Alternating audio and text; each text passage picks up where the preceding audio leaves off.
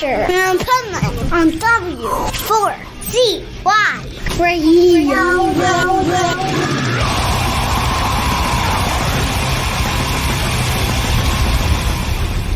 Wake up, America! It's time for the Adventures of Pipeman on W4CY.com, West Palm Beach's #1 internet radio station. Here's your host, the Pipeman.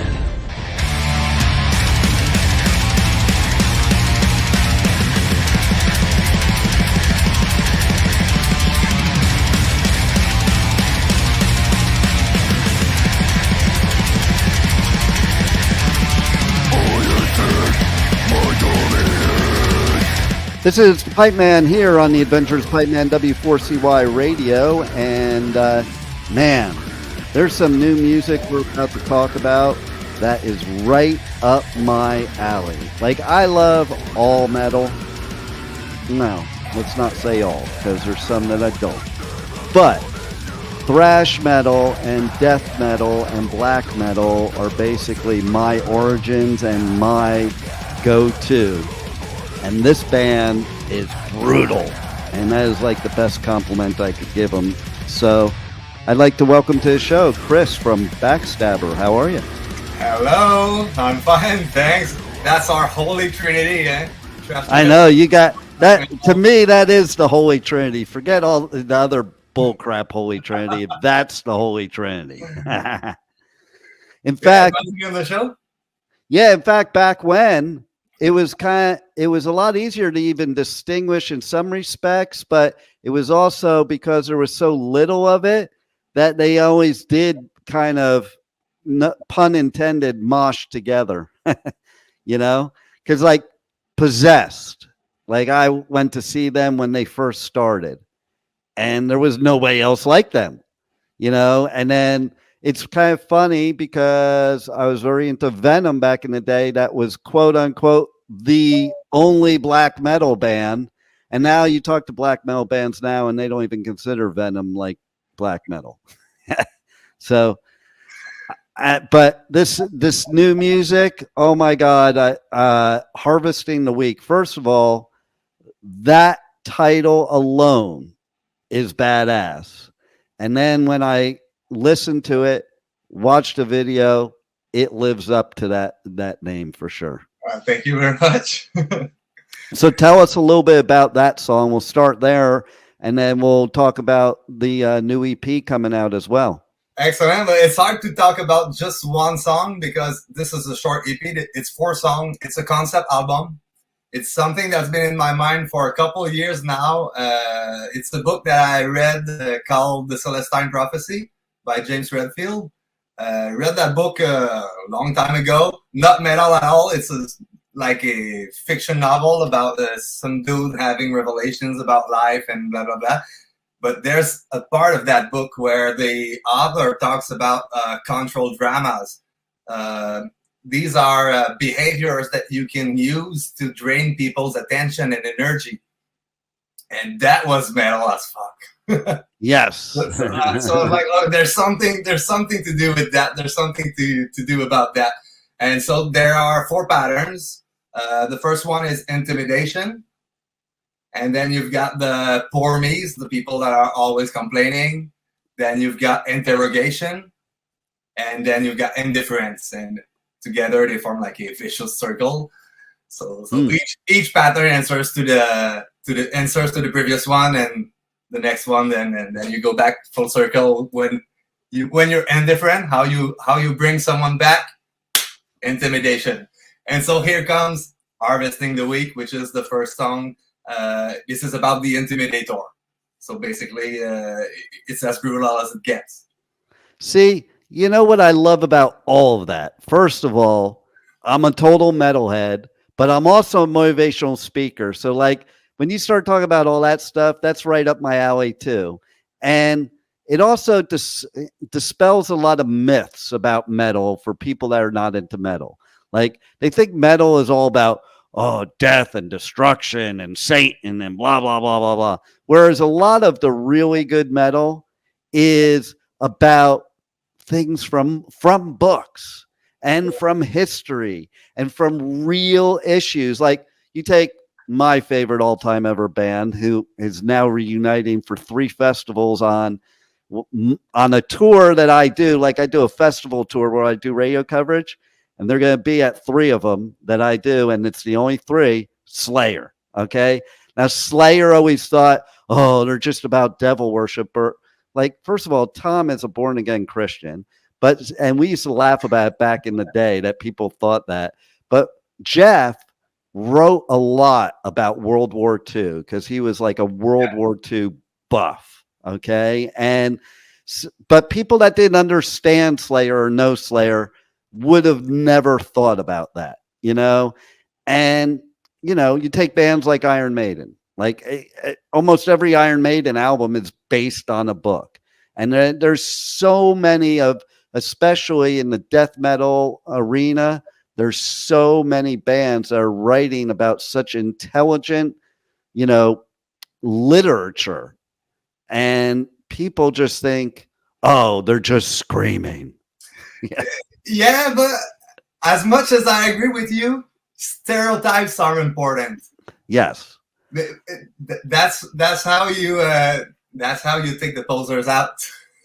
Well, you know what's funny about that? Okay, so I forget which one it was. Last year at one of the festivals, I was hanging out with one of the bands, and we were talking about like how people think us metalheads are so scary and all that. And he was going, yeah, let's keep them thinking that, for the exact same reason you're saying, keep the posers out. We don't need to turn it into pop. Okay. That's why it's such an interesting topic as the one I picked for Patterns of Domination. I kind of twisted sarcastically, so it's a handy guide on how to be a narcissistic asshole. So it has to be metal at some point. It has to be metal. I mean, be an asshole, that's metal, but it's sarcastic. Don't be an asshole, of course. I love it. I love it, especially since I'm from New York and New Jersey, so sarcasm is my first language. So of course we're in the video of Harvesting the Week, we're promoting intimidation. We're like, assert your dominance, but in fact, of course, be kind. There you go. So tell us, let's start first with, is there some moment in time in your life where this just hit you, where this is what I want to do and this is like my passion? It is a collection of moments. It's as much as it was the Christmas party back in the day when my cousins, Pascal and Martin, they were playing Rust in Peace on the guitar, and I was like, as much as it is back in high school when I played trumpet in the school band. Back then, our teacher he wrote 3 songs for us to play. They were basic songs. They were exercises turned into songs, but they were songs nonetheless. So when we played them live as an orchestra, we knew we were the only one playing that. So that gave me the spark to create, I guess. And then the guitar from my cousins. The family brought me into metal as well. I've got some uncles that brought me tapes. If it wasn't for any of them, I wouldn't be where I am now, I'm pretty sure. I love that, because there are a whole series of events that land you where you are. And, it's even funny you're talking about playing the trumpet. I was in percussion in the school band and orchestra. And I actually at one point thought of, I want to try the trumpet out. But what's funny is my favorite part of percussion to play was the timpani. And then you take a band like Slipknot, and I'll go see him. I'll be like, holy fuck, I should have kept playing timpani. I could have been in Slipknot. Oh, man. I just saw a documentary on drumming the other day, and it was about like how back in the day, you need a drummer for each and every part of the drum. Right. Back in the days of marching bands and stuff. Yep. It took quite some time before Ludwig came up with like real drums. Right, exactly. Trumpet, and I did percussions as well. So yeah, and you know what? When I first started playing drums, I had to play on this stupid practice pad, and I hated it. All I wanted was a drum set, and I didn't get a drum set. There you go. Until after a couple practice pads, after playing each separate drum separately, like you're talking about, and then I got a drum set. It wasn't like my kids. I bought them a drum set from the minute they could ask for one. Drums are so cool. It's a fun instrument to play. And listen, I give so much credit to drummers because the coordination that you need, like, I didn't have it, to be honest. I was better at playing the individual drums. You put the drum set then all together and doing everything at once. Oh my God, I'm in awe of great drummers. And then when Lombardo started doing the double bass, I'm like, holy shit, I can't even hit a single bass and the drum and the cymbals at the same time. And this dude's working the hi-hat and the double bass with only 2 feet. Like, how the hell does that happen? And it's just, and now there's people that are just so even far advanced from that. Like, it just amazes me. And that's why I talk about what I did before is like, a lot of death metal is really, really amazing musicianship. And that's the part where, the stereotype's not wrong, but the stereotype does keep the posers out. So, patterns of domination. Tell us about some of the other songs on the EP and how they may be the same or different than Harvesting the Weak.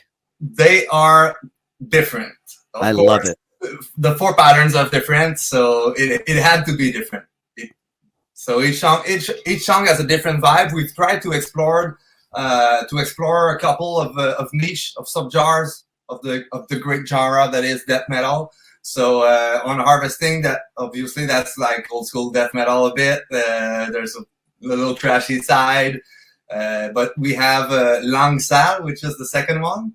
The title's in French, but basically dirty tongues. So that's how we talk about people who always complain and have always shitty stuff to say. So we call that Langue Sale. Des astuces Langue Sale. Des astuces Langue Sale. That's how we say it is in Quebec.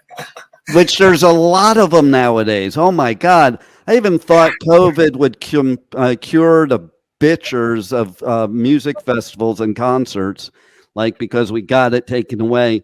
And they're still bitching now. Like, Slayer's reuniting and there's all this bullshit, people complaining. Like, who gives a crap? You're getting to see him one more time, man. Like, why are you complaining? Yeah, just don't go. Like what you like. Like what you like. Leave the rest alone. Yeah, Lisa Holt, Gary's wife, had a perfect solution for those people. Just don't go. Exactly. It's that simple, But I love that you have 4 different vibes, because that's another thing. To me, that's OG. Okay, back in the day, the band, none of the bands really sounded the same, and they would create different songs and different sounds. Whereas I find a lot of new bands nowadays, it's almost like they follow this algebraic equation. It's like they plug this formula in, and it just that everything sounds like that. And if you went to a gig that was like Possessed, Dark Angel, Slayer, Metallica, Exodus, it was like you were in multiple different genres, you would think, because they were all unique to themselves. Yeah. But as much as I like both, I like bands that are always evolving, but I kind of like some bands that put out the same album over and over again. Well, you do have to be true to who you are, like formula, and they work on it. I mean, that is as cool as a band that is trying to discover themselves. I mean, exactly. Well, when you evolve, as you say, be true to yourself. Yeah, when you evolve as a band, it just means getting better, not changing. So you take a band like Slayer. They're really not any different than they were when I saw them the first gig they ever had. They just got to be better musicians and, made it more polished and more professional for who they were, you know, opposed to some bands that like they go in a whole different direction, and it's like, but that's not who you are. I mean, if that's who you want to be to begin with, that's a different story. But you know, like you said, the word poser, that was big back in the day, and it's like I played drums and I played guitar and then I sang thrash metal. And during that whole 80s scene, all I saw was all these bands selling out and the record companies telling them what to do. I was like, fuck this. And I stopped playing music because of it, you know, because I think you should just be true to yourself, like I was saying, and then people will notice. Yeah. But being true to yourself can be as much as staying true to your old habits or being always out discovering new stuff. So, but just be who you are, whoever you are. That's right. Exactly. So I like to explore, so I guess. Well, I think also being a musician, isn't it about exploring what you can do? Like I've said this a few times before. Like when I started playing guitar, you know, I was like just making all these weird sounds, trying to see what the guitar could do. And my dad would say, "You should give that up. You suck." And I probably did suck, but I was trying to find out what the guitar could do, you know, and what sounds I could make. And maybe some sounds I would make, I'd be like, "Oh yeah, I won't do that again." But then there's others where you're like, "Oh wow, that was pretty cool." So, what about live shows? What can people expect at a Backstabber live show? They can expect a good time, that's for sure. I mean, I'm a smiley guy, so I mean, I'm always having a good time. I'm always having fun. And the way we write our music, we always think about it live. How will it come out live? So even when writing a song, writing a bridge, or a main riff, or a verse, I mean, it's always, is it going to be a headbangable riff? Is it going to have the drive that we want? So yeah, basically our music is built to be played live. I love that you said the smiley thing, because there's that other stereotype that all metalheads have a resting bitch face. Well, I can hide it. I mean, you have to have that mean, evil look. I used to play in another band before where I used to do these resting bitch faces, and I remember it hurt me at the end of the shows. I was like, oh, it hurt. It's not me. Right. Hey, listen, but it would hurt, because a motivational speaker me teaches people that it takes 64 muscles to frown and only 12 to smile. So why are you frowning? It's too much work. Exactly. We love playing shows, and not every song, but most songs, they have these small parts that are made expressly to build up the crowd, and you either make people headbang, trash, or just raise their horns, anything. But we're always interacting with the crowd. So here's a good question. I've seen it, but not as a musician. But what's it like being up on stage, being the musician, and looking down at a wall of death? Like the perspective from that point of view. It is. I like to go to both extremes, but it is as amazing as it is terrifying. Sometimes. Right? You don't want to have anybody getting hurt during one of the sets. So that means at some point you want people to have fun, even though you want them to mosh and you want them to have walls of death. But it is amazing to see when you see the moment where everybody's ready and they just are calling. You're like, ah. It gives me goosebumps. Like when they're just about to do it, they're just like ready and all pumped and stuff. I'm like, holy shit! Here Talking about Wall of Death, I can't help myself but thinking about the band called Narcissist. They're a band from Quebec. They came up with Wall of Death back in early 2000, and I remember they had one in Rouyn-Noranda, which is our hometown. It's like 400 people. 400 Wow. people in the wall of death. Everybody in Wow. the crowd was in the wall of death. It's amazing. It's on YouTube. You can find it if you want. But yeah, Nice. this wall of death ruin. Wow. So here's a good one for you.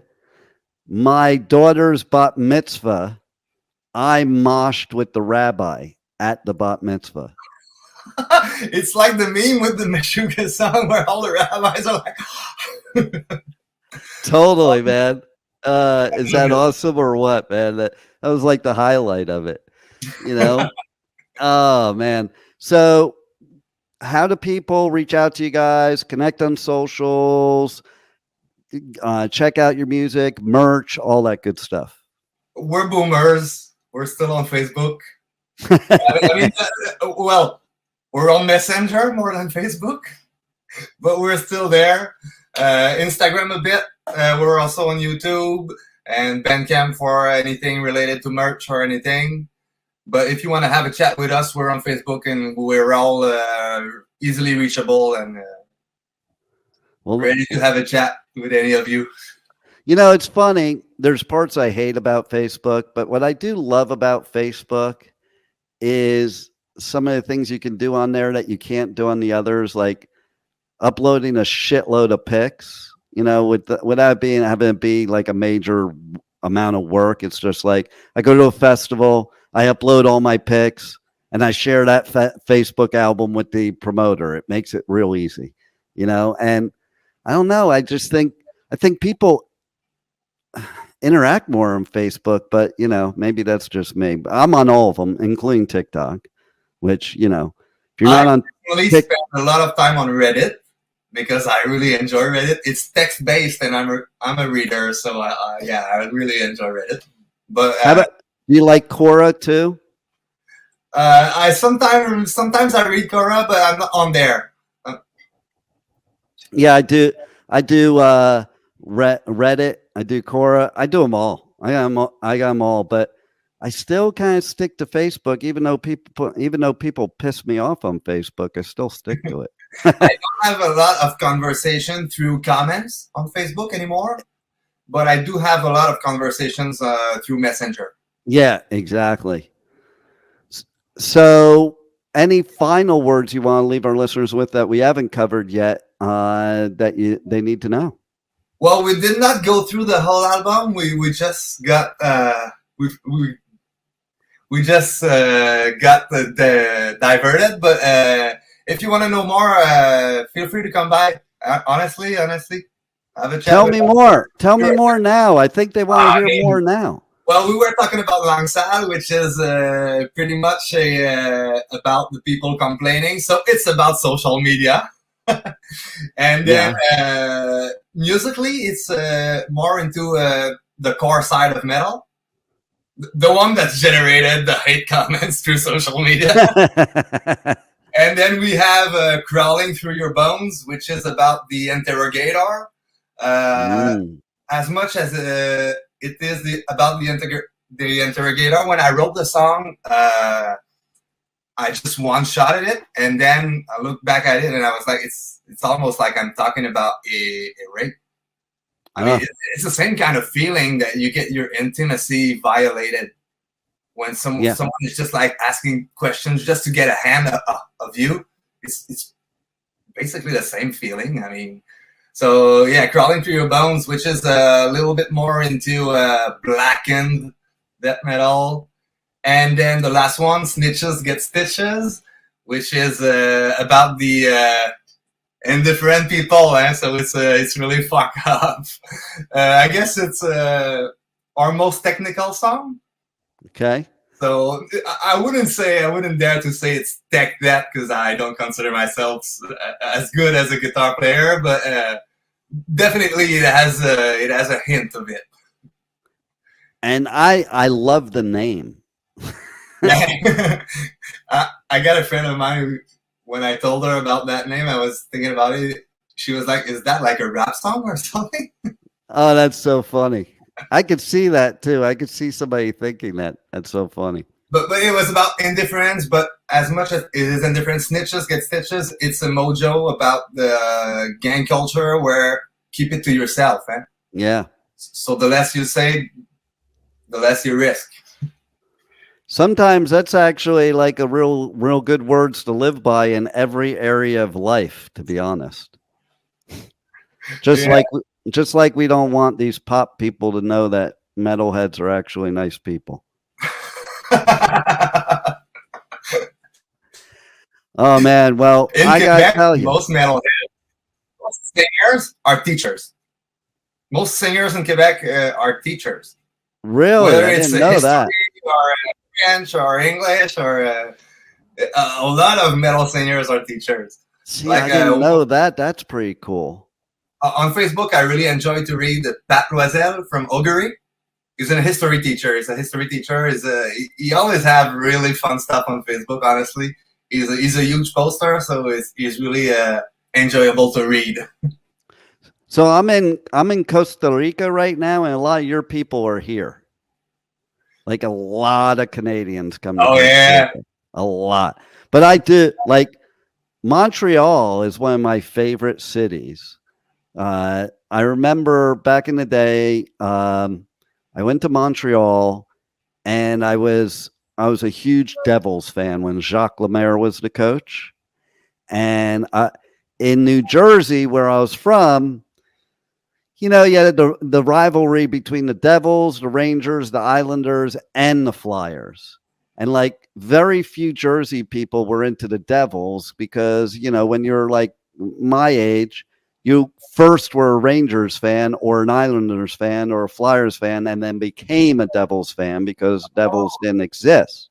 Like when I was a little kid, there was no Devils in New Jersey, so I was a Rangers fan.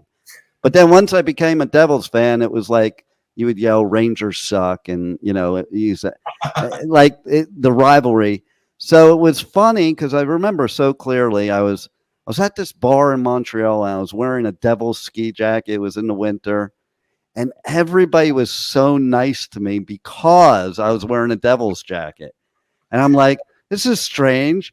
I have to leave my home state, home country to go somewhere else to be appreciated for my home team because they all loved Jacques Lemaire, And wouldn't that have been the same had you had a Boston Bruins? Yeah, no, that would not have been the same. As a matter of fact, I have a story about him where our main studio is. Jeremy Jacobs, the owner of the Bruins, lives there. And he started this whole political thing there because him and the other richest guy in town have this whole rivalry. And like they made the whole town pay for it. And he's an asshole. So I was really not a Bruins fan before. And now I'm like super not a Bruins fan. but it is funny what you said about being a Devils fan because back in the day there were no Devils. Here in Quebec, it's the opposite. We have kids who are Nordics fans. Oh, really? Quebec Nordics, they don't exist since is it? I know, right? 89, 90? I thought. Yeah, I mean they were sold to Colorado. They became the Avalanches. I know. We've got kids today. And you know what's funny? Do you know where the Devils came from? They were originally from Colorado. Oh yeah, they're the Colorado team that moved. Oh yeah. Yeah, so we got the Colorado team. You guys gave Colorado their team. Oh man, that's funny. And I have to say, I've been to multiple areas of your country. I like your area the best. It's like just to me. It's called the beautiful province. And then like to me, I remember when I went to Montreal, I was like, this is what New York was like 20 years ago. Me and 20 years ago then, when I was thinking about 20 years ago because it's like what an amazing city. And what blew my mind was the underground malls, those 12 malls underground. I actually went through every one of them. And what a cool way to get around the city when it's freezing above ground. So yeah, the underground city of Montreal is amazing. Yeah, exactly. And I just found the people, the city, all the areas surrounding. And, you know, I live part of the year in Florida and part of the year out of the United States.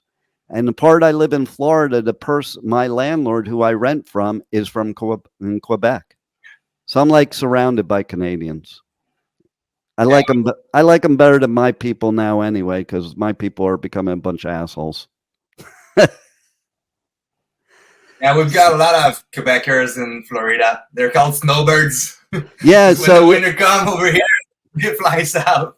So yeah, in Hollywood, Florida, near Fort Lauderdale, it's all French Canadians. Like everybody there is a French Canadian.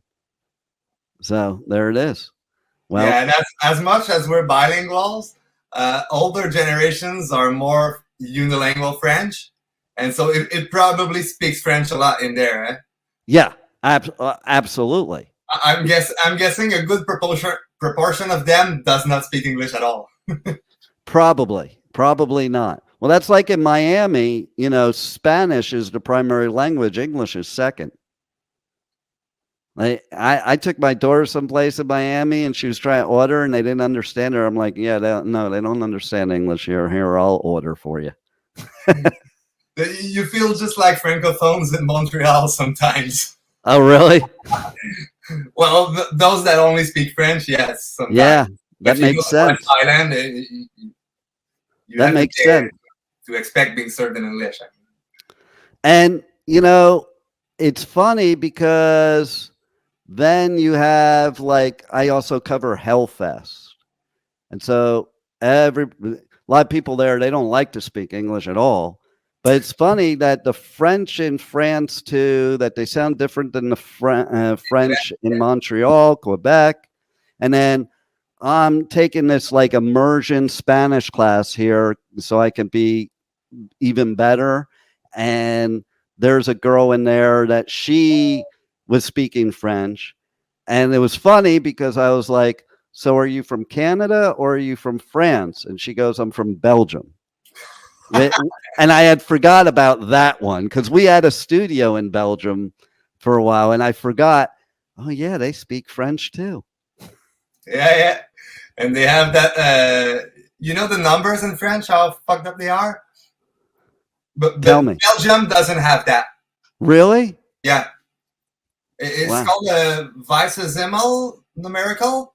It's based off of 20. That's where you got like 4 20s for the number 80. But in Belgium, it's called octant, which is octo from octo 8. So interesting. Yeah. It's so wild to go around the world. Languages are cool. Yeah. It's so wild to go around the world and find how things are done differently.